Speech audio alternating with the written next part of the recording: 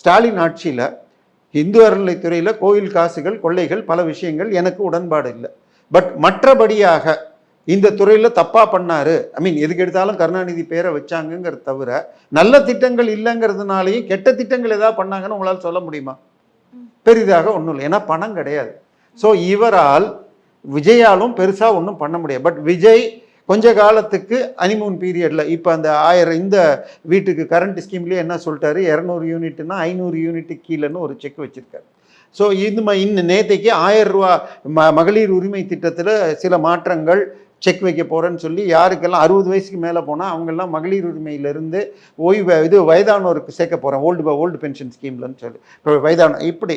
So இந்த மாற்றங்கள் செய்தால் கெட்ட பேர் வருதுன்னா அதுலேருந்து தப்பிக்கிறதுக்கு விஜய் பண்ணுற ஒரே வழி திமுக பேரில் எஃப்ஐஆர் தான் போடணும். ஸோ ஒரு டிபார்ட்மெண்ட்லேயும் இவ்வளோ ஊழல் நடந்திருக்கு, இவ்வளவு டெண்டர் நடந்திருக்கு. ஸோ நிச்சயம் இன்னும் சொல்லப்போனால் நம்ம வேலை 4ஆம் தூணில் நம்மளும் இதையெல்லாம் போட்டு எஃப்ஐஆர் போடணும்.